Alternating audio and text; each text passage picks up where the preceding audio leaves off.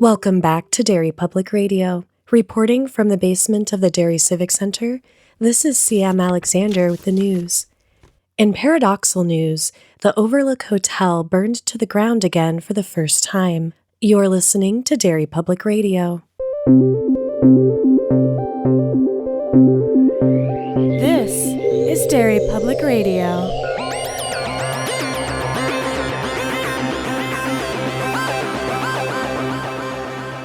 Welcome back to Derry Public Radio, a bi-weekly Stephen King Book Club podcast. I'm one of your hosts, Joshua Kahn, alongside CM Alexander. Hello, everyone. And Benjamin Graham. Hey, constant readers. And today, we are covering Dr. Sleep, the movie. And we have CM leading our discussion. CM, take it away. Dr. Sleep, The Shining. Right? Yeah, basically. What I said kind of makes sense. Yeah. I don't know how to start movie episodes anymore. I honestly, I don't know. Yeah, I don't know how to start this episode either. We had such big opinions. I had such big opinions of Dr. Sleep. I have a question to ask you to start things off. What did you think of the opening scene being a rose and a kid scene? How did that set a tone for you? It made the true a threat, I think, in a way that was more effective than they were in the book.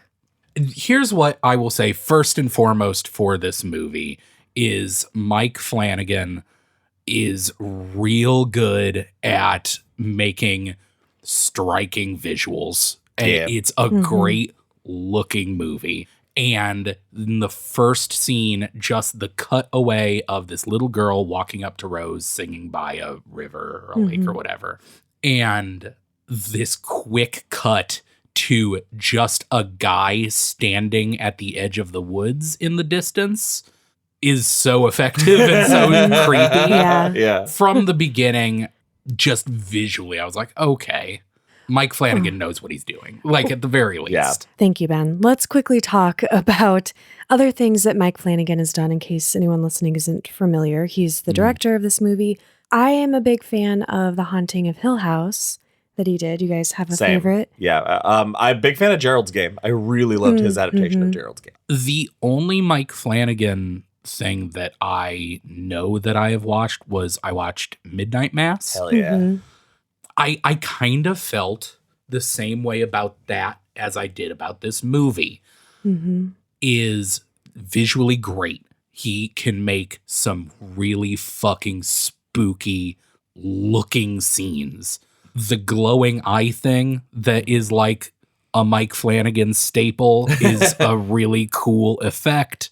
Looks great, but he loves long scenes of characters monologuing at each other. Yes, that is true. Which your mileage may vary. Like, yeah, some people won't notice that or mind it. I think it depends too if you are going on like a Mike Flanagan binge.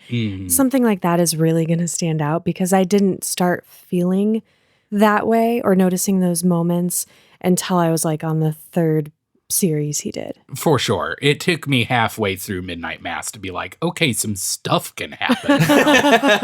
the 30th time you see a character talk uninterrupted for 5 minutes and that's the scene, you're like, it's great writing. He's a good writer. Absolutely. I love the way he writes. Yeah. But it is so unnatural to the way people act. It is so obvious. He writes almost like stage play. It kind of reminds me of the first experience I had with this was seeing the movie Brick. Which is not Mike Flanagan. It's Ryan No, Johnson. sorry, yes. But it's the same. It's like that It's heightened. Yes, but that was the style of that movie. But I think maybe that's why it doesn't stand out to me as readily because I kind of dug that even though that was more intentional. This is more like that's how he likes to direct. Like I said, I'm not saying this as a purely negative thing. Right. I enjoy it, but I do know that like too much of it gets close for me to be like, okay. Goes just up to that line. You've made your point. But yeah, this movie has that same feeling. There were a few scenes that I'm like, oh, this is a real Mike Flanagan bit where it's Danny just doing a little monologue about something.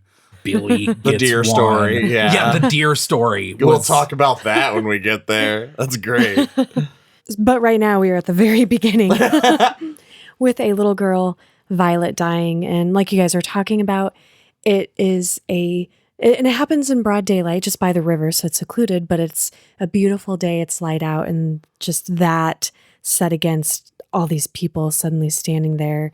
And then Rose gives this real, oh, fucking scary, like, oh, what a nice, scary lady I am speech before they descend on her and take her steam. It's so scary watching them like swarm her once they've moved in. Oh, it's so scary. And then we move right from that to The Shining. Danny is sorry, I'm gonna get so confused. By the way, I got confused during Several the times. movie because in this movie, The Shining happened, and the movie and the book. Yeah, there are several things. Yeah. I see what Where you're saying. And I got lost. one of us would be like, wait, why did that happen? We'd have to be like, oh, well, Dick Halloran's dead. That was my favorite thing is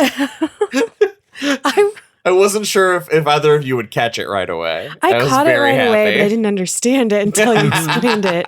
Yeah, I thought I didn't mind that though. I got a little bit lost in it, which was entirely my fault. But I really, really appreciated that because I feel like it lets fans of The Shining that other fans like hate that movie. Sorry, I'm talking movie here. And the fans of the miniseries and staying more true to the book can kind of like come together and all enjoy something. Oh yeah, when I first saw this movie, the review that I posted was this movie found a way to meld basically every timeline into something I enjoy. And I didn't see any holes with that. I only watched Yeah. it once, so maybe there are, but nothing stood out to me, which I really appreciated.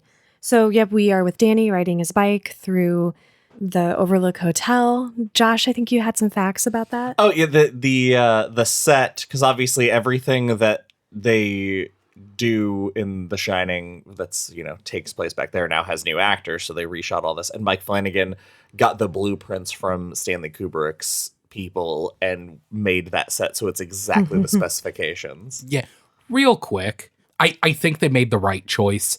I do not like the practice of like deep faking celebrities, Yeah. younger version of celebrities. I think it's gross. I think I do not It's like uncanny. it. Yeah, there's a moral gray area as to how they're going to use it in the future. We'll ruin everything. Especially in the case of like if they had deep faked Shelley Duvall from The Shining. Yeah. I feel like that is gross. I feel like Yeah. that would have been real gross. That said, the Walmart brand generic actors that they got to play the characters from the original Shining, they're fine. Well, but I thought they were fantastic. Like they looked really close. It's not going to be the that's same. the thing. They look very close, but they don't look right. I feel like that's a Ben thing. You Yeah, want it to look absolutely. exactly the For same. sure. Fair. No, there's no middle ground. I'm like, well, I don't want them to use computers to make them look exactly alike. I want them to find people that are identical to Shelley Duvall and Jack Nicholson, two of the most unique looking human beings that have ever existed. No, I can't knock the movie for that, but it did kind of, I don't know. It caught your eye. Yeah. I like it better than stunt casting those parts. I'd rather them be So, like, if Jack Nicholson had been played by Owen Wilson or something. Yeah, exactly. Okay, yeah, that would have sucked. like if it's hard to saying the actors are generic, meaning also that you also haven't seen them in other things. You are going to like this part. I'm sure had to go to somebody who was not as well known, Fair. so that people don't be like, oh, that's that guy, not Jack Torrance or not Jack I feel Nicholson. like I'm the kind of person that would have pulled me out of it. Sure. If it had been Owen Wilson, for instance, behind the bar as I'm Lloyd. already kind of pulled out of what's happening now because of that idea. Wow. I also liked that in any of these flashback scenes with these actors, it's not too much time on them and it's not always like a shot that's just showing every single feature they have. So you're kind of using your imagination too and lighting so that it's not like glaringly obvious. Let's talk about the scene with Dick that confused me for a moment. And then you guys had to keep throughout the movie reminding me. Danny has a nightmare. He wakes up from a nightmare about being in room 237 and goes, and we have the same Miss Massey thing where she's in the room. And yeah, it just cuts to the same scene in the book with Dick Halloran and Danny having a conversation on a bench overlooking the beach. I definitely had the thought, I'm like, oh, they retconned that he died in the movie, I guess. I guess they're like, oh, he got hit in the chest with an axe, but he survived. It's so great because then the conversation reaches its very natural conclusion and it cuts away. You hear not Shelley Duvall scream Danny's name, and he turns around, and now there's no one next to him on the bench, and she comes running out because he's just wandered off somewhere. I also had the additional task of making a lot of notes for the movie since I'm leading. So I was looking down often to make notes, and I think too, I thought when I looked back up, I missed something. I also thought that actress, when she was heightened, I don't know if this is a good thing to say or a bad thing, she had the same like delivery, and later on the Jack Nicholson character, like they seemed like they studied the actors and did their homework and were trying really hard. They had the cadence, and that to me that's more important than the voice. Yes, for sure. Yeah. And so far we're going like scene for scene for the book. Like very how scene for scene do we want to reenact the plot? Because the first 3/4 of the movie is incredibly faithful to the book, I would say. And very well paced, I think. Yeah, I think we can just kind of like... I did want to say first that the faithfulness to the book includes some of the negatives as much as the positives. Yeah. Because I thought the jumping back and forth in the beginning of the movie to set up where Danny is, and then there's a single scene jumping to Abra as a little girl. I thought it reminded me of the book a lot, of being like, oh, we're jumping around a lot, and I'm not really connecting as much as I would like to. But that's... Yeah, I think that's fair. Yeah. And I'm glad we didn't get more of those scenes, because I think that was a correct choice. But because we only get like a snippet of those scenes, it seems like, well, why did I have to do that? Yeah.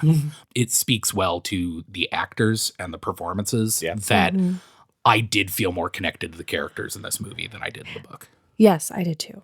So we meet Andy, and it goes scene for scene, except she's not in her 30s. She is 15 years old. I think she's the look. It's one of those moments that we talk about where if you read the book, you can kind of infer the moment, because when she asks her how old she is and she says 15, Rose gives her a look like, sure. But Rose says you can only tell the truth now, so she's telling the truth about her age. That was not for the rest of this conversation. I think that was just compelling that first. According to you. Thing. And maybe, I don't know. I thought it was for Go rewatch the movie. Conversation.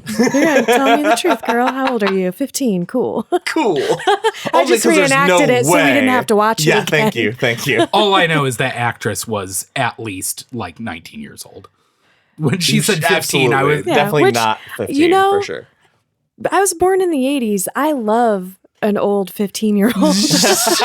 Teenagers who are in their 30s look like real teenagers to me. I get super freaked out if I am watching a movie and it's actual teenage actors. I'm like, it's like, oh, these are children. These children. Okay, anyway. Ben, you pointed out, so I'm going to give you credit for this.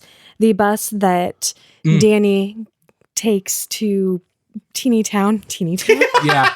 Tiny Town, whatever. Frasier is called Tet Transit. Very cool. There's a casting difference, a big one here with Billy. He's a lot younger. Choice. Yeah. But way I like younger. the actor. And tattooed and jacked. They did a great job because this story has so many characters, so much world building that I like the idea of making Billy younger, also a recovering alcoholic, because you are getting, Casey and Dalton and Billy wrapped into one Condensed person. into one I character. liked that choice. And I'm sorry, I'm such a freaking jackass. Ewan McGregor plays Danny. We've been talking about. Billy is played by Cliff Curtis, which I don't know that I am familiar with him from anything else, but I'll try to point out the actors and not be a jerk. Well, to be fair, this is the first time he's been here. We were talking about Kid Danny until now. Oh, yeah. True. Never mind. I did good. Right on track. Oh, I have to say, the coolest true member, because we see everybody and all the characters are, the actors have the name of the characters on IMDb, but we only really know of a couple of them. The most badass one, in my opinion, is Grandpa Flick. Who's played by the giant from Twin Peaks. And the space cowboy from Gerald's Game. Carell Strucken? I think he was in Men in Black, too. I think so. He has a very he has a small name part. I'm butchering. He was in a ton of things. A ton of things, because 'cause he's got such a great look. Yeah. Yes. And he's clearly down for fucking whatever. Yes. And I love that. What did you guys think? Because at this point we've met Andy. Danny is making his way to his real home. Eventually, the scene with him and Deanie was as excruciating to watch as it was to read, by the way. I loved using Dick Halloran as Danny's conscience. Yeah, because the scene is playing out exactly the way it goes in the book. But instead of just they could have just had him, taking the money and looking sad. But having it, there's this out of focus shot of Danny with the money, the wad of money that he's taking, and over his shoulder in the background. Love that it was out of focus. The out of focus shade of Dick Halloran saying, "You can put it back, Doc." It's really good. It's very good. Yeah, it's so amazing. And then you don't see him put it back, and we're just gone. Next time you see him is under a bridge. Very upset under a bridge. Yes. We are at Andy's turning. So could one of you describe for our listeners how this was treated? Oh, man. So here's what's interesting. Because going into this, one of the first things you guys said was that you were curious how they were going to do things like the cycling and those steam effects. And cycling is pretty great. The cycling is very cool. The steam effect is very cool. The canisters are still canisters are silly. Stupid. It's a dumb idea. But the way they handle Andy's transformation is very similar to the book, except for the True is so much smaller. This version of the True is so much more intimate. So everybody in the True is surrounding, and they're the chanting is cool. I thought it was stupid when I read it, and it was really effective on screen. Yeah, especially because you have Rose. The True Knot felt more like a real tribe to me in this than it is the book. In the book, it was a lot of Rose is end all be all. Everybody acts at her whim. Whereas this version of the True felt like, yes, Rose is the leader, but these are all equal people. Yeah. I like that they played down the angle of the True existing in the real world. Yes. If that makes sense. The money aspect, the political power aspect is an interesting idea that they don't do anything with in the book. They're more mysterious this way. In this, yeah, I think that's a great way to put it, because they don't try to explain away how they exist. Yeah, the book explains the True too much for me. Completely agree. I'm going to say it now, even though I should wait till the end of the episode. It's like King wrote a movie and we read it and then we saw the movie, and like any movie, like reading the script is one thing, but watching it, completely different experience. Mike Flanagan really said, Stephen King, let me fix your fucking book Did for you just describe how adaptations work? No, I just mean what King wrote to me feels like it was written. It was a script. It didn't feel as much, and that's over exaggerated. Sorry, I misunderstood what you're saying. I that makes perfect completely sense. agree with you. The book feels like it was written to be made into a movie. And it was a great script for a movie. I think it was a great. The bones were there, and then Mike Flanagan is like, we need to just tighten this up a bit. It's every highlight of the book. He cherry picked all those best beats from the book, and we're like, let's throw them on. That's why the movie is almost 3 hours. A majority of the problems I had with the book in the movie are fixed, or ignored. Yep, same. and yeah. Okay, so I'm going to move us along so we can get to some of those moments because those are. No, let's do final judgments 20 minutes in. Oh, I loved because I didn't find this movie very scary. I found it to be more of like a tense sort of thing. But the scene when Danny wakes up in his new, apartment after some time and oh shit, there's it opens on a fly on the wall near his bed. And I was like, oh God, they're putting it here. They're putting the dream here. And Deanie is very terrifying and sad. It's, and then of course you got to have the dead child doing the mama. Well, it makes it so much worse because in the book, when Deanie dies, it is completely unrelated to Danny. Yes. It is just she gets beaten to death later. And it's like a while. It's like years later. When Danny leaves Deanie's apartment, she is face down on the bed with a puddle of vomit under her. And she picks up the kid and puts it on her bed and then leaves. And now when we see her as a ghost, she sits up in bed in the same position that he left her in with vomit all over her mouth, saying they still haven't found us. Because she left Tommy home alone so often that nobody paid attention to his cries. When he started crying, no one noticed. It makes it feel that she died when he left. Like she was dead when he left. I don't think it's good so. if you're vomiting in bed. Like the implication I think you're making is she threw up in bed and asphyxiated. Yeah. It doesn't necessarily. It lets you think that might be. Yes. And that's brutal. And it makes you feel like the self-hatred, the self-loathing that he feels is more like, oh, it's because he killed this woman. Kinda.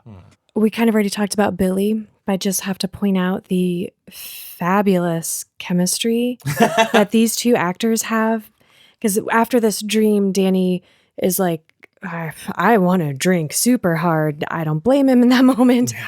And in this, Billy lives in the same building, like on the floor below. And so he knocks at his door at some strange hour in the morning, and Billy's putting on his shirt. He's all muscly and tattooed. And I don't know. There were just vibes there, you guys. I am not going to lie. I shipped him. If there, I think I would like King more if there was more queer undertones. I appreciated it. Yeah. Make it gayer, King. Make it gayer, King. Oh my God. No. Next, we get one of those scenes that are an homage to the movie, fan service, but not in a way that takes you out of it, which I really appreciate. Done in a classy way. And we are in the office of the Overlook. Man, okay, again, another extremely smart move on this adaptation. We go from, he's got the job at Teeny Town to he gets Dr. John Dalton's watch. Mm-hmm. And then it goes to this shot that is almost the exact set of the Overlook. It's like the exact same set from the job interview at the beginning of The Shining, except for it goes a much different way. And I love that it is, because that happens in the book. Obviously, we talked about that, but then to see it happen in a different setting. And then that also gives us the into the hospice. So we get to condense so much of his story in while also giving us a cool fan service moment and then moving on. I thought it was very cool. I didn't get it entirely. I was like, I guess the only parallel is that that's the Danny getting a job scene. But there's absolutely no correlation between Dr. John and Ullman. No, that's why I said it. Well, that's why I Yeah. described it as a fan service moment, because I don't think there was like supposed to be a message there. I think it's only in reference to in the book, he says that same thing of, I won't bet my dad was sitting in an office much like this. This just let us visually have that moment. Okay. Yeah, because it didn't have the weight of it. Like you didn't feel like Danny was self-loathing in that moment. I do have to say, it is startling. I when that happened and it like backed out and he was just sitting at that desk, as a fan of the original Shining, you go, oh. Yeah. It pulled you away in a really cool way. Yeah. I agree. So now we get our first Dr. Sleep moment. Thought this is another cool thing to talk about because it's just this, we get to see this very cinematic thing that Danny can do, that he's providing, this service he's providing at the hospice. We get to see him discover it, which I think is cool. Oh my, okay, I love that. And I thought it was Charles, and then I had to cross it out because later he met Charles. We don't get this guy's name, I don't think, I missed it. But the cat leads him to room 217. Great. At the hospice. Smart nod. And he comforts this old dude who's like, yeah, the cat's here. I know what that means. He's like, oh, no, it'll be fine. He's like, no, the cat's always right. And then Danny's like, I'm not a doctor. Let me go get someone. He's like, oh, I think you are a doctor. And just kind of gives him the name, Dr. Sleep. And then he tells him something really cool that we kept talking about, like, and I think in each episode that you don't really get as much of in this adaptation, like as much of him belonging in this town. He tells Danny that he's exactly where he should be. And so it gives you that moment. We jump up to, we got some things with very young Abra, adorable kid. And then now we get an older Abra. Yeah, the spoons were neat. The spoons was a fun bit.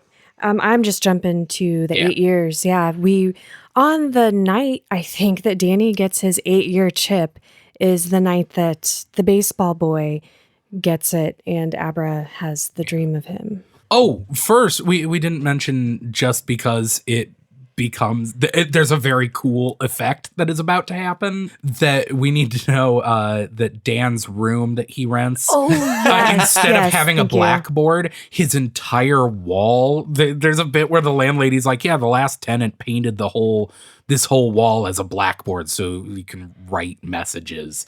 And that's how, of course, Abra has been sending these cute little messages back and forth. Yeah. But when the baseball boy happens, this was one of the many moments I was like, okay, movie, you're getting me. You're working on my level here. Because there could have just been an old blackboard there for some reason that made sense. I was like, oh, it's interesting they did that, but whatever. And then I got it later. Yeah. I wish you guys could have seen this movie in theaters with me, because the entire baseball boy scene in theaters was stark silence. That kid did a great job. That kid murdered. rules. One of you want to take us through that? Yeah, so the baseball, the second it shows a baseball diamond, I believe CM, you went, uh-oh. Well, I said uh-oh because I was at a baseball game earlier, and I was like, yeah, again? we did just come from a baseball game before watching this movie. No, so because this baseball game, and of course, having just read the book, we were like, buckle up. And this kid's, or some grown-ups in the stand are talking about, oh, this kid, he's going to get scouted. It's like he knows where the ball's going to be before it's there, or whatever. And it's very idyllic. It's a really great looking movie. Yeah, I can't stress that beautiful enough. But this kid is walking home on a dirt road when the van pulls up, and Snakebite Andy leans out of the van and says, we're your friends. You want to come with us? And takes him. And we come to, in the dark, in this field where there are 4 stakes nailed in the ground, and they drag this kid out and tie him down. And he says, are you going to hurt me? And Rose says, yes. And it's awful. It's awful. The kid gives it from the moment the doors to the van open when they drag him out to the time he dies. That kid is giving it every piece of energy he's got. Not as much as my favorite part of the scene is when we see Abra watching it, and she does such a good Danny Torrance in the original Shining. It is that like this close-up shot of her as she is looking directly into the camera and shaking in that way that Danny does when he's in room 237. It's great. The girl that plays Abra is fantastic. Phenomenal. No bad actor in this. Oh, amen. Can I say the only thing I wish it had done more like The Shining was the sound. The sound. Interesting. Just the way, like thinking of that scene with Danny, the sound or lack of sound in that one, sort of that like you feel like you're hearing something, but it's not like a musical cue or anything. Yeah. It's just this atmosphere gave it an extra layer of dread, I don't know. You can't. Right. I wonder if it's because it's so much harder to convey with, with The Shining, that's the tone of the Overlook. Can you have that tone? But have it in every movie, I say. just do it. So when the baseball boy dies and Abra starts freaking out, she sends a message to Danny. Yeah, his whole wall, but it's like an earthquake in his room. He see his wall like shatter, that blackboard wall. Yeah. And he rolls out of bed because it scares the shit out of him, and he looks up and he sees in the reflection red rum. And then he turns around and it's because murder is what she's written on the wall. Mm-hmm. I love that. Fucking That's very amazing. cool. That made me so happy. So we go from one like crazy awesome scene right into another one, basically, where we get to see what was described so often in the book, where Abra is like turning her world so she can see through Rose. It is the supermarket scene, you guys. What'd you think? Okay, the first thing, before we describe anything, I am blown away by the fact that what we saw is almost the exact representation of what is written. By which I mean, she starts the turning, opens her eyes with the goal is to bury the chunk, because she's focused on the glove and she's following that link. And then all of a sudden she is floating. Like, it's very clear she is not moving, but she's going down the aisle on like a trolley, like a track. Well, Abra, this is after the turning. You didn't even mention the turning. Sorry. Because she's in her bedroom and she walks to the window, and I was expecting a jump scare. I thought she was gonna like look out and see Rose, even though that's not that part yet. Yeah, exactly. I forgot that this part hadn't happened. But she goes and she's looking out the window, and she does this thing where that happens throughout the movie, where people's pupils go white, like Storm in the X-Men. I hate that you like related it to that. Josh, How can you? What was it that you said that made me lose my entire mind and jump out a window? Here we go. Hey, Rose the hat. Do you know what happens to a hat when it's struck by lightning? God damn The it. same thing that happens to everything else. Iconic. Oscar-winning line. Anyway, so she's at the window and she like grabs onto the window frame, and then the room tilts up. The room kind of like Inception, rotates. sort of. Kind of. Yeah. But she is like clinging to this half an inch of windowsill and dangling down into her room. And then we're in the she loses her falls. grip. Yeah. She loses her grip and falls, and when she hits the other side of her room, her feet touch down in the supermarket. Yeah. It's so cool. and then she glides. And the whole time, like, you're like, what the absolute fuck is happening? Yeah, and then rules. it just cuts to a side shot of Rose pushing a cart down that aisle. Like, it's so quick. Yeah, the way she looks But down at her hands, and it's Rose's hands pushing the cart. Oh. It is visually very cool. And we get the scene of Rose then. It's even better. Just a second, like looking around because she knows something's wrong. And she goes up to the reflection in the frozen section, the glass doors, and mimics what Abra is doing and sees her reflection in the window, and her reflection has the white eyes, but she doesn't. Mm-hmm. Yeah, because she's seeing, very seeing cool. her reflection in the reflection in the reflection. Oh, God, it rules. And then the best thing happens. That is arguably better than the scene in the book where she just stumbles into a display case. Abra screams to get out of her head, and the glass door shatters and sends Rose flying back. And then she screams again, and Rose flies back even further. It's so cool. Oh, it's really a neat scene. It's just brutal. Like the brute force of it is so cool. When the lady at the supermarket goes to help Rose up and she reaches for her hat, and Rose is like, no, don't touch it. Did y'all think that something, the hat was going to be some bigger part? She told Violet, the little girl in the very opening scene, that the hat is magic. So it definitely is magic, but I wonder what it does. Yeah. Oh, maybe if you put it on, you have Rose's power. What? Wait, hold on. Everybody in the world, shut up. All right, this is dumb, but I'm going with it. The hat is what lets her suck the steam to put it in the canister. Sure. Everybody else breathes it in. Nobody else passes it between themselves like a swap party. Yeah, we only see her breathe it in and out. The hat gives her the power of swapsies. I didn't mean to reinforce your story. Yeah, no. I was commenting on something separate. Anyway. But the point is we got to the bottom of the hat's powers. Swapsies. Swapsies. Yeah. Gives you swapsies powers. Rose and Crow have their conversation just like it happens in the book. And unlike how it happens in the book, Danny and Abra have their first meeting. It's not as...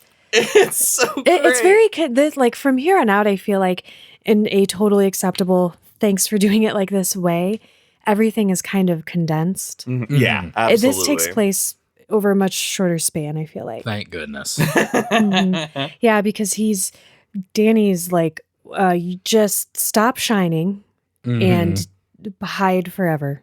And I'm sorry, I gotta go. Again, one of those things that we talked about, kind of a problem with the book. We talked about the narrative being repress the feelings and not express them, where I feel like the movie also finds a way to kind of correct that, or not correct it necessarily, but put it in the right perspective.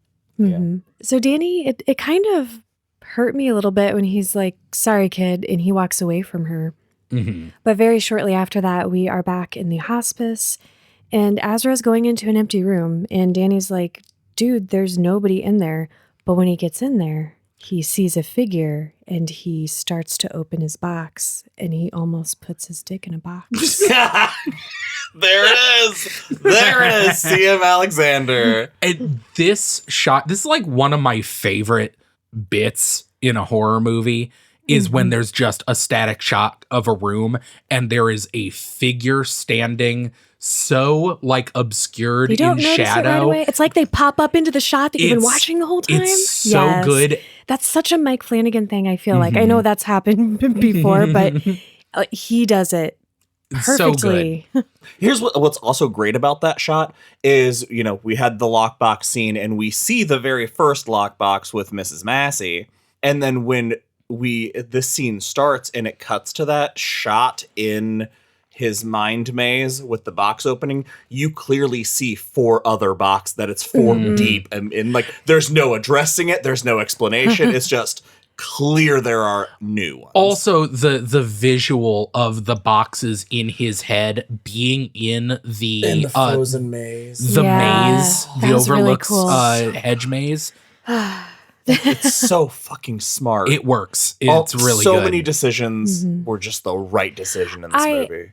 And I was sad that this didn't come through Miss Ooh La La, but it is so just having Dick there is so great. I loved it so much that it was a good change too. And he basically gives him the message a little more pointed though, it's too late. You got to help her. They're already coming. It's what's amazing about it is tying it back to that lesson of, you will teach someone, and his response in the movie is, I didn't ask for you. You I love you that, walked yeah. into my kitchen one day, and I'm still on the hook for this. Because he's dead. Yeah. Oh my God. I thought it was so great because he's like, she came out here and found me at my work, and he's like, yeah, you showed up at my Yeah, work. and it sucks, doesn't it? It sucks.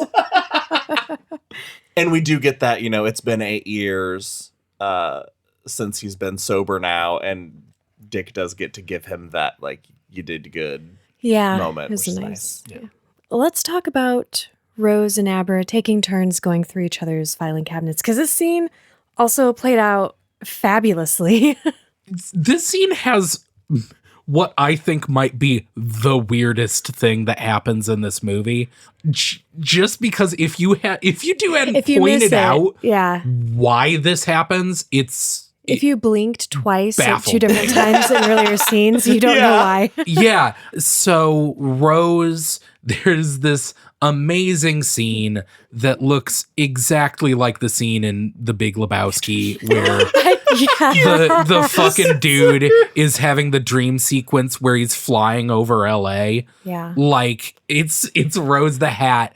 It's a cool effect. I like it. We're like saying that lovingly. Yes. It wasn't goofy. It's just that's what we all immediately thought of. of. Immediately looks like is the thing. But it's her floating above the clouds, and there's this really cool shot where it's her shot vertically. Like it looks like she is standing in space with the clouds like she's below her. scrolling. It's very so cool. It's at night. It's just it's really neat. A neat sequence, but she's flying over cities and over great distance until she finds Abra's street. She touches down and she finds Abra's house and goes in, and Abra's room, she's in bed, but the ceiling of her room is just space. Galaxies. When the camera turns, one wall of her bedroom is filing cabinets. It's her classic king. Yeah, it's her mind palace. And I love that Rose the Hat is like, oh, you think this is anything? I've been alive so fucking long that you should see mine. It's a palace. It's a cathedral. A cathedral. Yeah.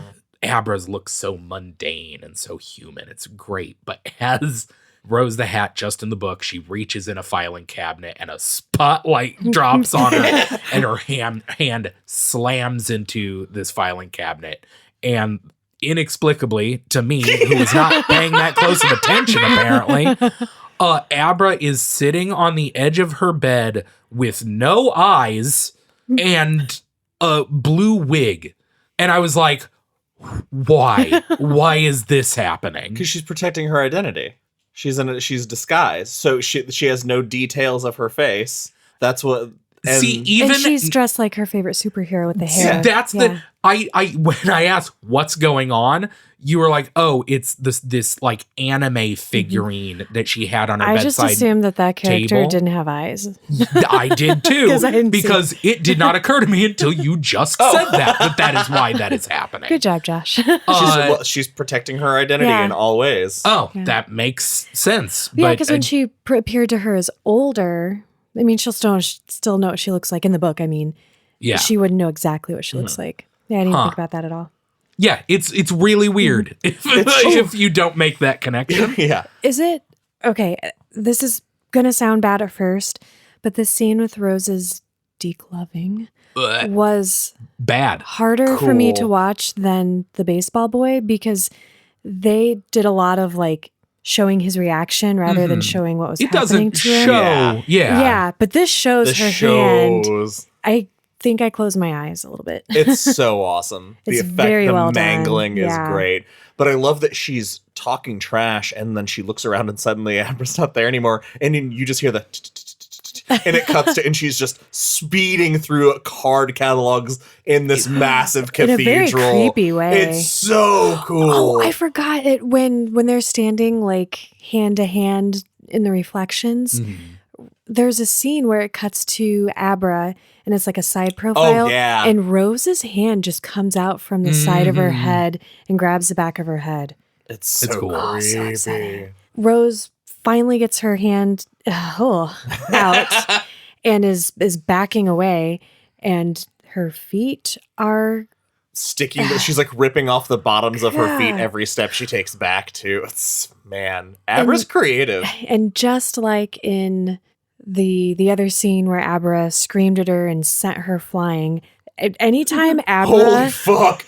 We laughed so hard. take it. Like you're saying, every time Abra sends like a strong pulse of the shine to knock, Rose is physically knocked the fuck back. And this scene in particular is extra funny. Yes. Because she is miles and miles and miles states away still at this point. So she's sent like ragdolling through the sky. It's really funny. And then when she goes to land, she just eats shit into the side of a trailer like really hard. She like rolls back into her body with enough force that rolls her body off the top of her RV into the side of another RV. It's She like bounces off the ground. yeah, practically. it's fucking great. It's amazing. And it made, I don't know, I liked seeing Rose like have like being that happening to her physically, because it just it upped the stakes for me in a way. Rose the Hat, I do think my biggest problem with the book was the villains. I think they Same. just aren't good villains. I don't know. This makes them so much better. Yeah, I like them absolutely. This in Rose this is movie. terrific. Yeah, she is. It shows, because in the book I said, I don't feel like they're ever a threat. I don't know that I feel that they are a threat in this movie in the way that they are like supposed to be super powerful. I do, however, get this aura of them of they are dangerous because they are a hurt animal backed into a corner. It's like For sure. John Wick 1 versus the other John Wicks. God, I need to rewatch the John Wick Like movies. if he's fighting three Because other... like at some point, basically normal people are like what we would think of as like how many assassins there are in the world. Sure. And there are millions of assassins. Of course. Yeah, keep following this example. Yes. Keep going. No, that's it. Is there more? It's just the bad guys. The bad guys are too big. The organization Yes, is too yeah, big. And I'm not absolutely. knocking the No, movies. I fucking love them. But God, I love the it's John just Wick need to movies. see them. for like an intimate story, kind of like what we're craving with Dr. Sleep. For me, I prefer to have bad guys who are not all powerful and we do not know a lot about, because they're scarier that way. And like I said, that's, I think, the advantage of making the True Knot so much smaller in this. That it's, as far as we know, it is limited to these like 8 people that we are introduced to. By the way, I have to say that Rose is played by Rebecca Ferguson. She was in Dune, doing a terrible job of shouting out all the actors, and I'm sorry. Okay, so we now get Grandpa Flick cycling, because no sooner does Rose bounce off the ground with her mangled hand, are they like, you gotta come. I do love that. It's like, Rose, and she's like, what? Please, let's talk about the effects for the cycling. I want to know what you guys think, because rules. I knew going into it what it would be, because I'd seen the movie before. I liked the sound that it had. Yeah. So it looks like Grandpa Flick is like he's on the ground. They're all around him, kind of in a similar scene of when Andy had her turning. And he's obviously in a lot of pain and seems confused. I don't know if he is or if that was just my read on it.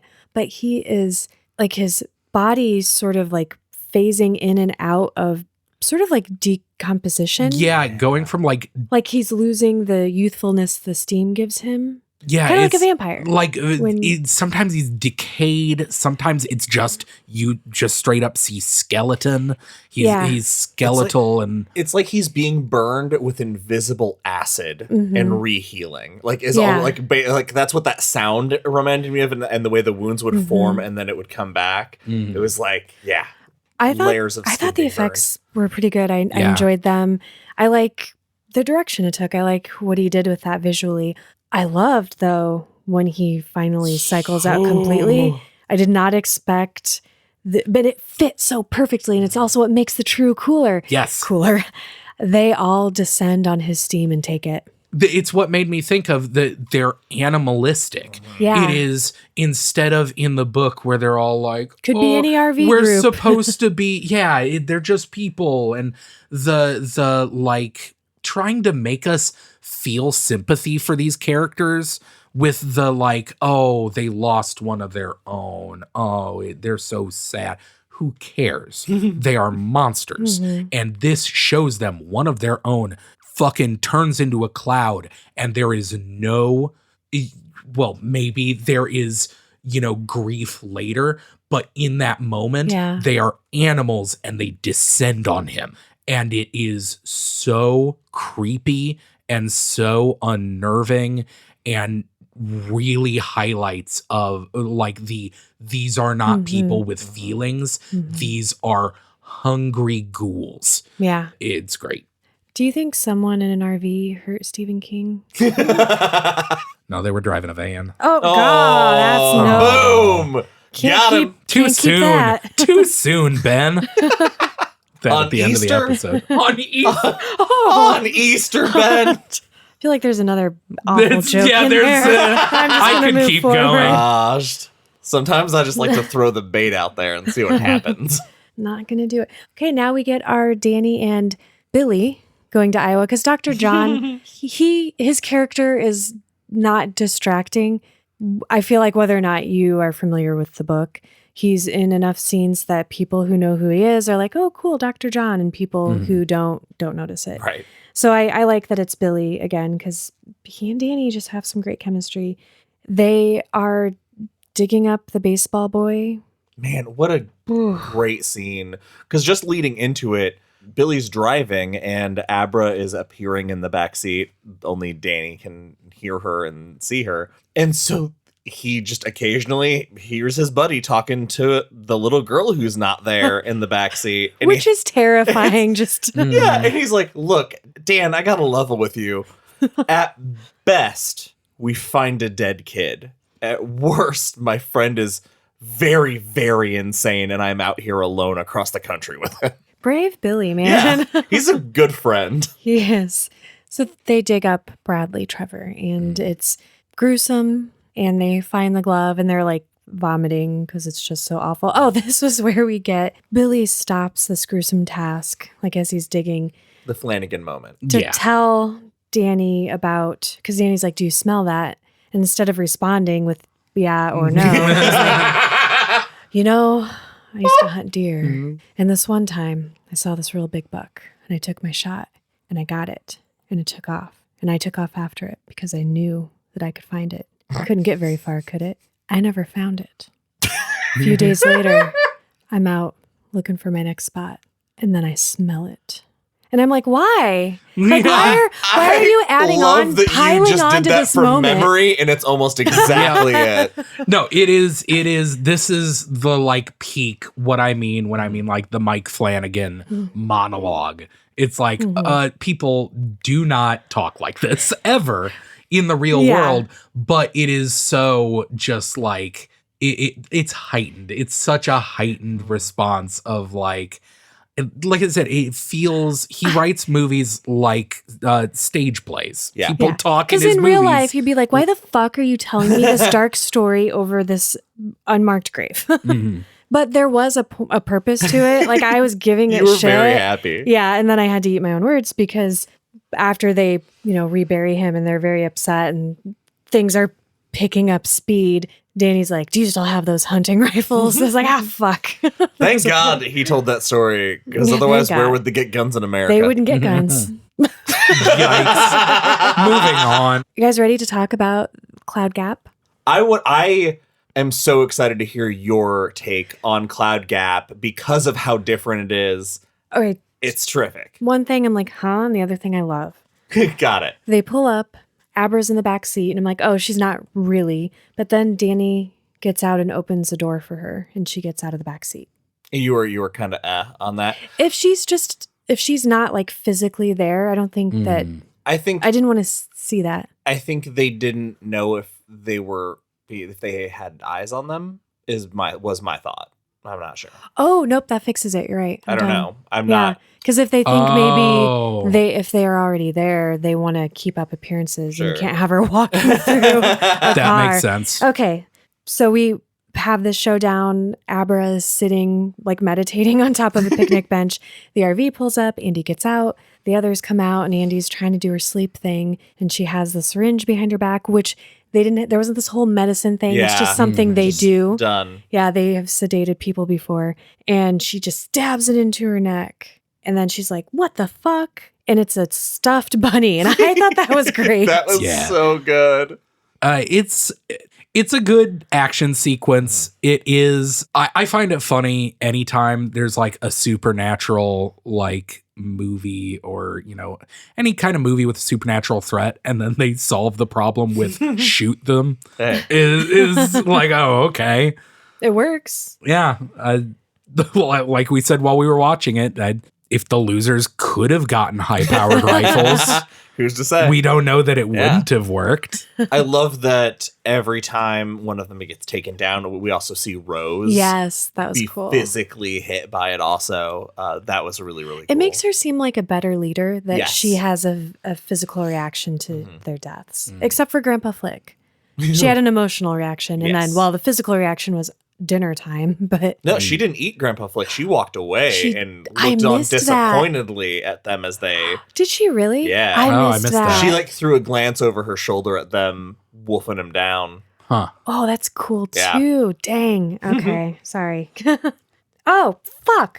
God, I just remembered what happened. So did I. That's what I've been waiting for. This fucking got me. This is a Dick This Halloran surprised moment for me. Yeah. Do you want to talk about it? See what happens? So I was not expecting this. Same. We mentioned in the book how unlethal the True seems after the baseball boy dies. They're kind of ineffectual for the Yeah. rest of the book. And how we thought they were going to kill Billy, but we're so glad they didn't. So glad they didn't. Well, during this huge, big, shootout in the woods, everyone gets taken out except for Snakebite Andy, who runs into the trailer to hide. Dan comes out and walks up to the door and has his rifle on the door and is like, you need to come out. She opens the door and says, sleep, and knocks him out. And there's a really cool cut where she's like standing over and says, you're feeling sleepy, sleep. And then Dan is on the ground and he kind of like opens his eyes maybe, and it cuts back to the same shot, but Andy's standing over him with the Yeah. rifle. Yeah. And we need to see. Clearly time passed. Yeah, Yeah. there is like a time Because he was jump. reloading it, so she picked it up and reloaded it. Yeah, it's very cool. But she's standing over him, and the whole time you're like, there's another guy. What are you doing? And sure enough, she gets shot in the neck and goes down and starts cycling. And Billy comes around the corner and walks up to her. And Danny's says, like, don't no, get too don't. close." Ugh. And Andy looks up at him and says, kill yourself. And I'm like, no, Danny's gonna stop. And then he does. Yeah, before I could finish that very same thought, like Yup. verbatim, he had blown his head off. Yeah, my immediate thought was, oh, how's Danny gonna stop this? Ugh. Well, it's clear that Danny didn't realize what it was because he doesn't shout no until the gun is already out and coming up. So Danny didn't realize until it was too I just late. thought it was a sick insult. Well, I wouldn't be surprised if he didn't hear her. Yeah. You know? Oh, it was rough watching him die because you like the character. Yeah. And he didn't die in the book, and this is so faithful that I didn't expect this to happen And at it's all. such a sad way to lose him. And then again, we cut to Abra Crow getting her. I missed this because I was making a stupid note, but Josh, you pointed out that we see Abra. We kind of go back to her periodically as all of this is happening, and she's like cheering on the death of the True, like she did in the book. And she's sitting on like her countertop in her kitchen and on the island, and you see her dad sort of off to the side. And then it cuts back. And then when it cuts back to her again, her dad's not there. And then the next time we see her dad, it is dead on the floor of their home. So David With also a dies. Big ass knife in his chest. Yeah, and I liked this David. Oh, This also David was great. a lot more diversity in the movie than I anticipated, and I love that too. Not Yeah. everybody has to be white in every movie. That was great. Yeah. It's another Mike Flanagan thing. He does Yeah, such a he's good job great. at Yeah. colorblind casting. Yeah. I love Mike Flanagan's whole deal. Do you know, because there's no real place to drop this information, I guess we should mention it right now. Did nothing change for you? How'd you feel about losing the "we're related"? Oh, I haven't mentioned that yet because I wasn't sure because we don't really have much of Lucy. We have none of Momo except a couple of references to her by Abra. And I kept waiting for like, are they going to introduce her later? Is it going to be at the end? And then I realized at some point they're not going to do any of that stuff. And I was, yeah, I can't imagine this movie with that included. Although if they had gone that direction, I would have been like, oh, they should have cut that out. So I don't know yet how I feel. I literally did not occur to me that was not in the movie. It's how little it was missed. Yeah. It's not needed. It's not necessary. And the fact that it didn't happen, the only time I thought about it in the movie is when they meet up in the park early on for the first time. And she says, oh, well, you're my uncle. And I was like, okay, they're going to do that. And then that was the last time I thought about it at all. It took me long to notice it too, because the movie doesn't suffer not having it. I think I, in particular, notice that stuff because I'm always like really into when it's a female-led thing or it's about like women, because we just don't get that as much. So I noticed it a little earlier on, but yeah, it didn't hurt the movie in any way. I kind of prefer that it's because it's different in so many other ways. Yeah. The idea that I was It would have slowed it down. and it subverted that expectation and it didn't cost me anything. Yeah, it's great. so tacked on anyway. It would in have the brought book. it to a grinding halt if we had to go see Momo. The next cool thing coming up, I don't know why I said it like that, is Crow's death.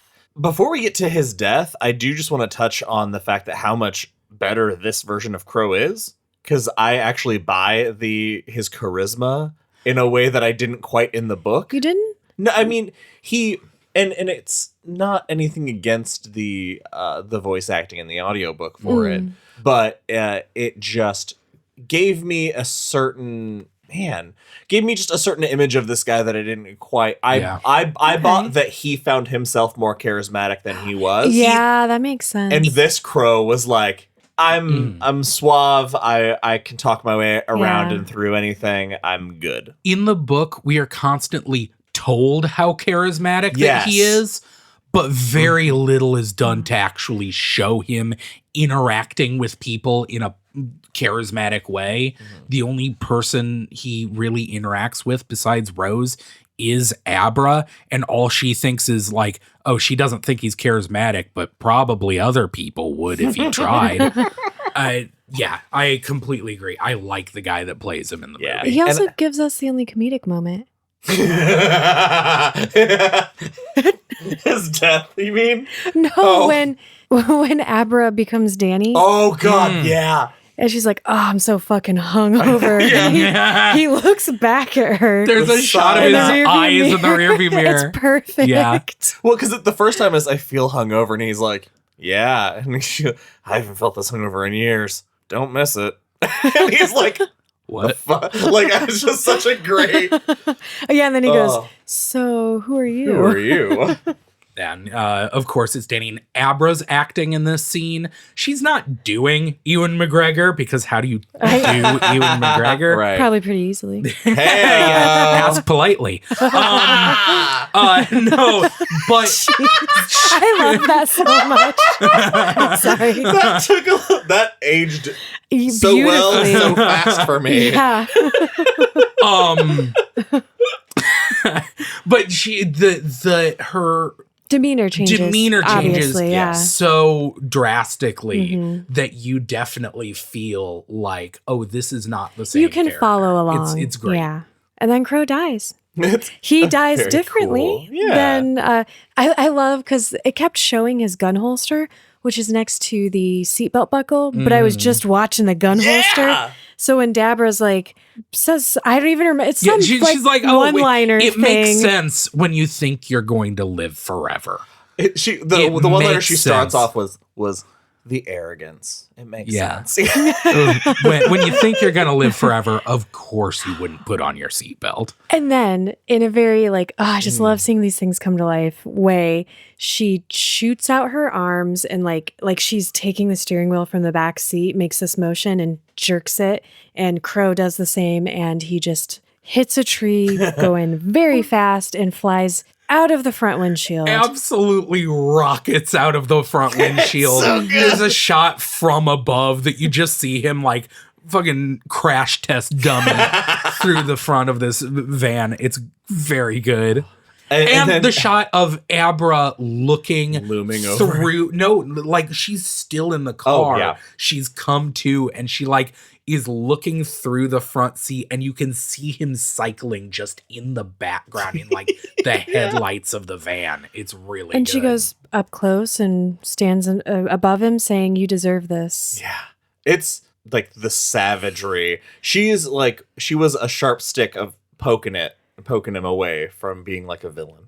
That's the line she walks up to. The movie also did a good job of showing because we don't have the mouth rubbing stuff. We don't have like the hints that she has Jack's temper, but you can see her being like when she's cheering on their deaths and stuff. Well, man, and there's something, it's so different seeing it than in reading it, but the fact that the way it's shot, the death of Bradley Trevor, it seems like she experienced that entire torture herself also, almost, like because of that reaction. It's just so it takes that moment and makes it so much more transformative for her whole character. So it everything from that point, because the story is so much more streamlined and it almost never stops being about the baseball boy. And by her experiencing his death so personally, her taking so much joy in the avenging of his death. So it's not even about, I'm punishing you because you hurt me, but now, watching him suffer. And then also he killed her dad. So that's got to be a little satisfying to see him die. And then we get the closest that we come to Abra's phone call with Rose, where Abra tells her off because Rose appears. She just starts walking because the car is totaled. Rose appears to her on the street in the middle of the night in the dark and is being all intimidating. And you think, man, what's going to happen here? And Abra doesn't even really acknowledge her, just like looks at her while she's talking and then just walks right through her. It was a pretty badass moment. So badass. Okay, biggest change of all. Like we're at the end here. Danny chooses to go to the Overlook Hotel because it is not a campground and it is not the place where they are that he has to find them. You guys have to help me here because this is where I was getting book movie confused. This from here on out is the ending we wanted in the book. Yeah. This movie makes it so clear that Mike Flanagan is one of us. Yes. Mike Flanagan is so very obviously a King nerd. Yep. Like there's so much he gets right. There's so much care put into so much of it. And the fact that he made this movie and then went, nah, this ending, no, I am going to put the good ending that literally is the ending that CM and I were like, this is what we were expecting. Yeah. Now granted, he did cheat. He cheated? Yes, Well, because he had the opportunity Yeah. to use the hotel. Stephen King had written himself into a corner because the hotel was destroyed. Because this is a sequel to the Kubrick Shining, he had the opportunity to give it the good ending that we actually wanted. The most amazing thing. Because they decide he's like, they're going to keep coming. They're going to keep coming no matter what. So we have to head them off. And that means we are going to go to a place that is dangerous for people like us. And when your mom calls, say, "I love you, bye." Her mom calls and she's just brutal. like, bye. Yeah, She rough. calls with the police all around her because her husband's dead and her daughter's missing. Sorry, go on. Anyway, and he says, this is a bad place for people like us, but it's bad for us.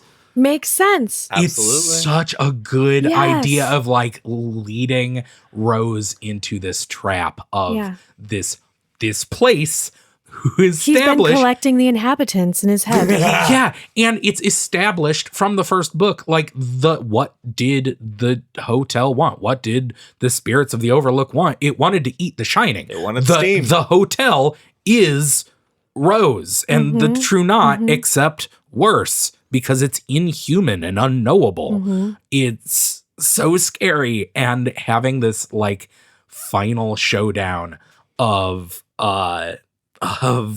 Danny going to this place that he is scared of more than anything And in he's the in world. just as much danger as Rose and Amber too. It's the stakes are way higher. They make way more sense. I loved when Rose walks in, and we get just so much like awesome, really truly awesome fan service for the Shining movie here. But we see the blood, and the place is just like that has fire damage, moldy, or not fire it damage. all looks See, I keep gross. trying. Yeah, it's just run down. And she looks over and she sees all the blood coming from the elevator, and she's kind of like, cool, and walks on. That is so great. Does not faze her. The scene when Dan first shows up and he makes Abra stay in the car because he's like, you can't be in this place. It's a bad place. But when he is walking through and He takes a tour. the lights coming up around him as he is waking up the Overlook, goosebumps. Yeah. So good. Specifically going to all of those very charged places. And we to get wake some everything up. flashbacks to the Shining movie. Very smart reshot, but shot with the exact same frame style, but with those other actors. Very smart idea. It foreshadowed. My favorite part of this tour was the bathroom where Jack puts his face through the door and says, "Here's Johnny." Thankfully, Ewan McGregor does not do that. But he puts his face in the door, which I felt like foreshadowed, like told me, oh, I know where we're going with Danny's character and his father. Because when he put his face up to the door, it flashed back to the scene of Wendy screaming in the corner because Jack has just made that hole. And it's like, oh, no, I don't want this to happen. What's your guys' favorite tour moment? My favorite part is where it ends up. The last stop is he ends up in the gold room and he sidles up to the bar, and exactly the same. The shot of him sitting at the bar, and we hear the voice from off camera say, "Hello, Mr. Torrance. Welcome," and all of this, and starts to pour a drink. And you're like, oh, Lloyd's back. Oh, Lloyd. And what point was it that you all figured it out? I knew immediately. I figured it out when Danny says to him, "You always liked whiskey." But at the IMDb, that actor is credited as Lloyd. Yeah, because when he talks I to know, him, he says, it's just a cool, "You have me mistaken for someone else, sir. My name is Lloyd. I've always worked here." But when it finally backs off and shows this side shot of the two of them, and the man behind the bar is, air quotes, Jack Nicholson. He talks the talk. He gets the cadence, man. If you give me the speech pattern, my brain will be so happy. I'll fill in the voice you can't do. Or my brain will make up the difference if you give me the cadence. Yes. Ben? I liked this scene. He looks like a Jack Nicholson impersonator because that's what he is. I mean, It's, I don't know. I could not see not Jack Nicholson, if that makes sense. Did you guys like getting to see Danny kind of put that relationship to rest? Yeah. And it was better than blowing him a kiss. A million times. This is earned. This feels earned. And the whole Jack pouring the drink and saying, "This isn't poison, this is medicine." Ooh, that hurt. The second he said medicine, I was like, oh, no. He calls him pup, too. Did you catch that? Oh, it's just like a real quick. There were like 2 scenes where I was afraid for Danny because so much had then changed. I'm like, is he going to take a drink? I wasn't sure. There were 2 times that happened. Both those moments. Yeah, he played it very well. And there's not as much like the AA is a huge part of this, but it's not like it was in the book, which is fine. It'd be hard to, that would again grind it to a halt. But yeah, those 2 moments, I was like, oh my God, please don't take a drink. That part, I wasn't as worried as a scene earlier we missed where with the bottle when he finds Abra's dad and there was a bottle of whiskey or something there, and he goes back to his room. Takes it back to his room and he's holding it, and I went, is he holding a bottle? Like, I was genuinely worried. And the moment when he sits on his bed, looks at it, and then smashes the bottle on the floor was I wanted to cheer. Yeah, like, it's very good. Just cool note, like we get the opening shot of the Shining movie. I missed that completely as they're on their way. We just he mimics, but it's like nighttime and it's winter, so it's we're already at that dark moment. When they get to the Overlook Hotel, it is already the end of the Shining movie when everything is just terrible and there's no hope. And I thought that was really cool. Yeah. The viewing of the movie, when I went to see it, the crowd audibly cheered when the Overlook showed up on screen. It was pretty great. It was one of the loud, it wasn't even like it was opening weekend, but I didn't think it'd be such a rowdy crowd. We're getting to just like when things start. Rose shows up. There's this cool, they do the Jack and Wendy backing up the stairs scene. And I love that Rose is flirting with him. She calls him handsome a couple times. And I was like, I'd ship this. I know. Yeah, all right. I also bought it. I was like, oh, maybe things can work out. Is it just that Ewan McGregor has undeniable chemistry with everyone on the world? They put 2 hot actors in a movie, and what more do you need? Should just ask politely. Am I right, Ben? Anyway. We skipped over, they have a bit of a mind fight? Oh, yeah. Because they go to the infinite maze. It's what's so great about that is that the plan audibly is he basically tells Abra to run, and instead of running, he goes now, and they both like psychically attack her, and she thinks she is in Abra's head, and we as the audience immediately recognize the hedge maze. And it like does this cool zoom out where it just goes on forever. The world is hedge maze. Yeah, it rules. And periodically, Abra just appears and is slicing her legs. And at one point, she focuses and she catches her, and it's at that moment she realizes, wait a minute, this isn't your head, is it? This is maybe the thing that did not work the most, and it's a very Sam Raimi moment. I did not think of that, but yes, it absolutely is. It is silly. It's a silly moment because Rose is holding Abra up by the neck, up in the air, and she is like, oh wait, this isn't your mind, is it? And you see something moving behind her.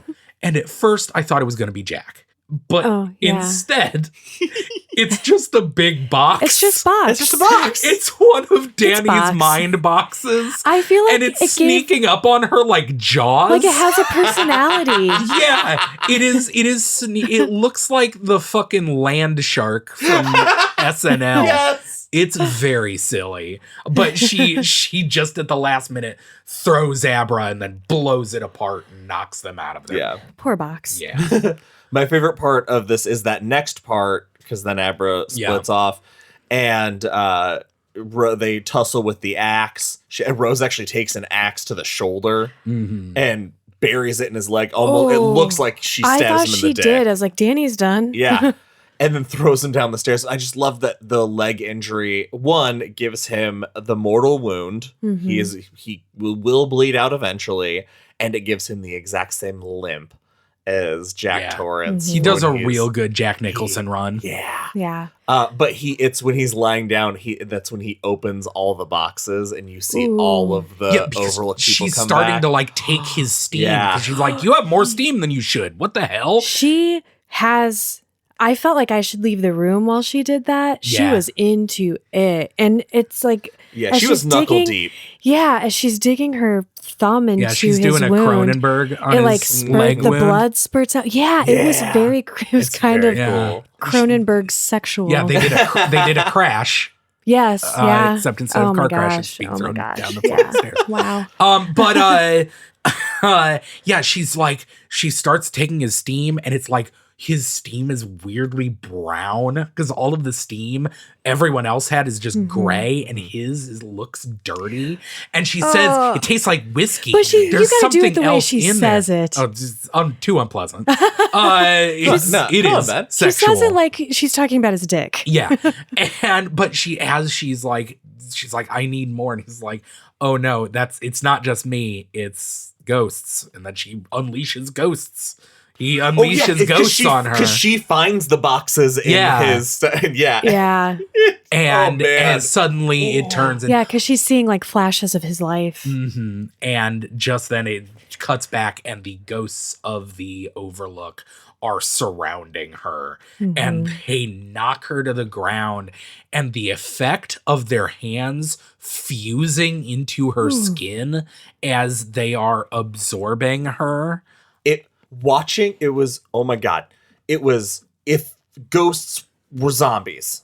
Yeah. Yeah. And I'd never imagined that sort of soul savagery that, a spirit could be ripped like flesh in that way. Yeah. And the way they eat her alive is, oh, what a great death. Mm-hmm. It's very cool. But then Danny, who is knocked down, bleeding to death, they turn on him. And this is the part honestly, the movie got me. I was not expecting this. Yeah. Yeah. I pride myself on being able to guess the endings of movies and kind of know Same, at it got least me where it's too. going. Yeah. But I did not expect the possession of Dan.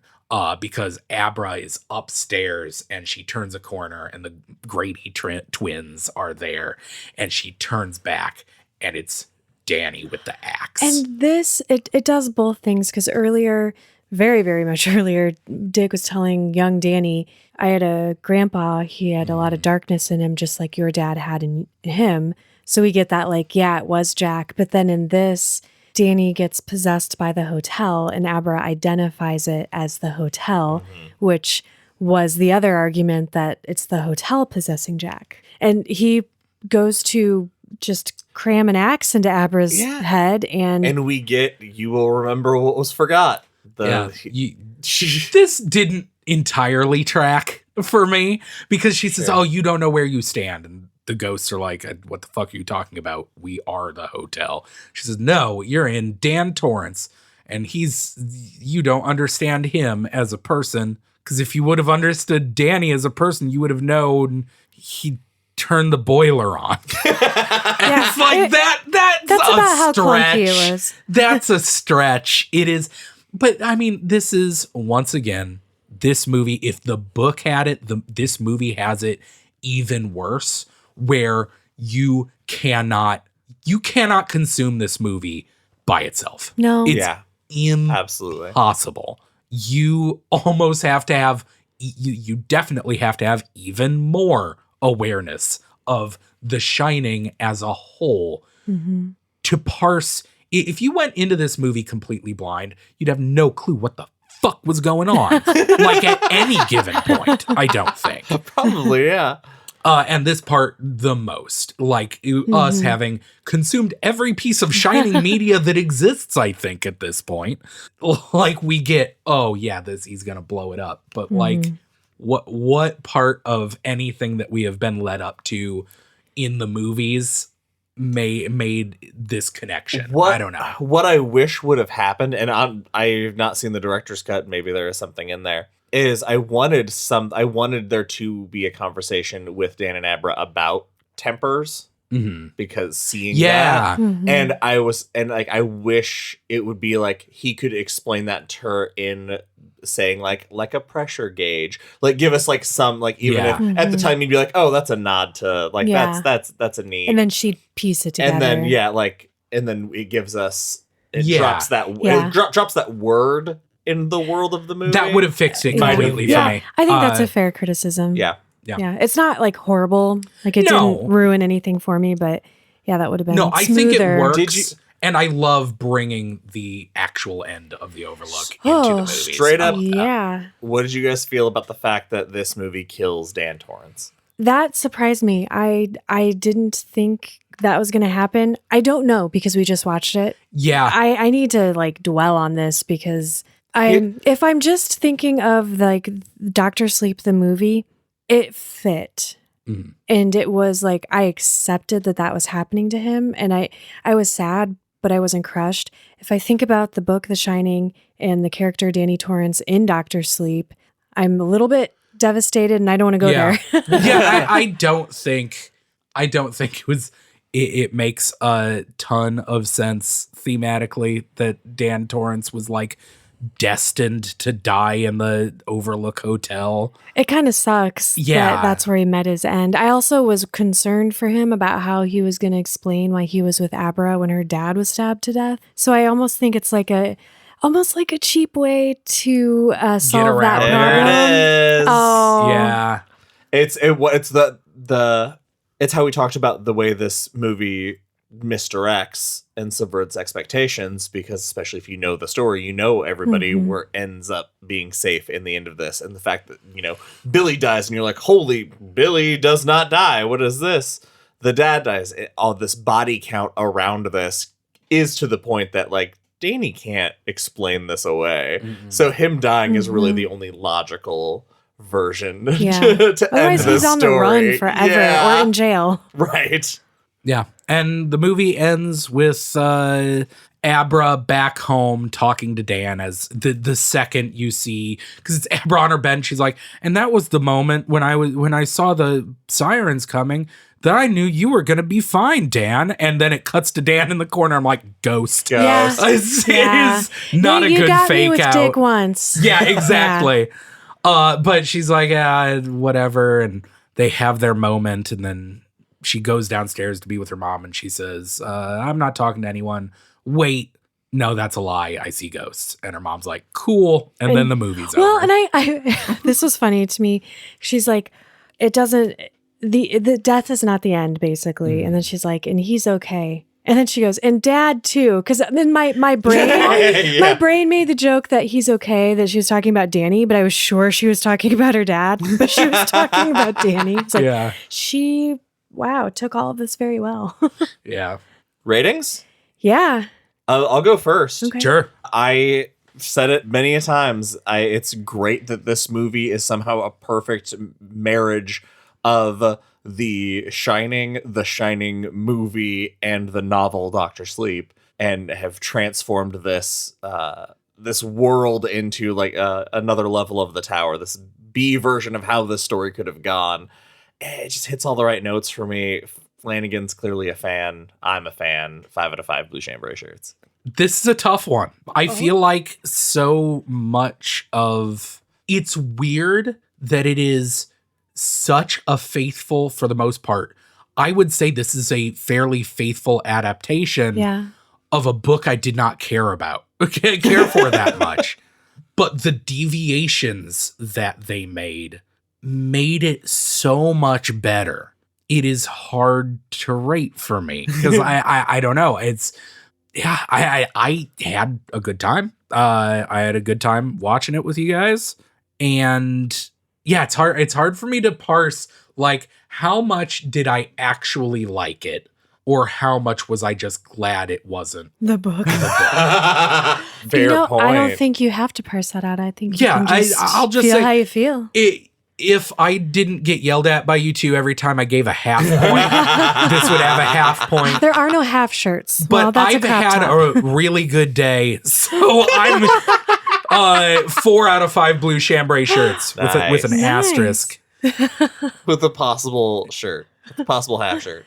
Kind of the same thing that you said. It gave me everything I wanted from the book, and it fixed the things I didn't like about it, and kind of made me retroactively enjoy the book a little more because it just enhanced the story in a nice way. Any minor things is like, oh, were just very minor. It was really well done. 5 out of 5 blue chambray shirts.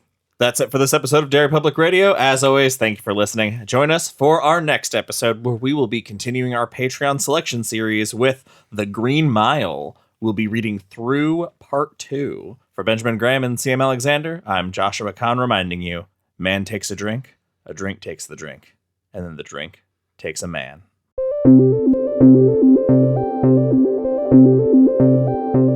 Hey everyone, CM Alexander here. Thank you for listening to Dr. Sleep Part 4. We hope you enjoyed it. As always, you can follow us on Facebook and Instagram at Derry Public Radio or Twitter at Derry Public. You can send us an email at derrypublicradio@gmail.com, and you can visit us on Patreon for bonus episodes and early releases, and you can visit our Etsy store for merchandise. You can also chat with us and other Stephen King fans on Discord. Search Derry Public Radio on all of those platforms. That's all for now, listeners. Goodbye.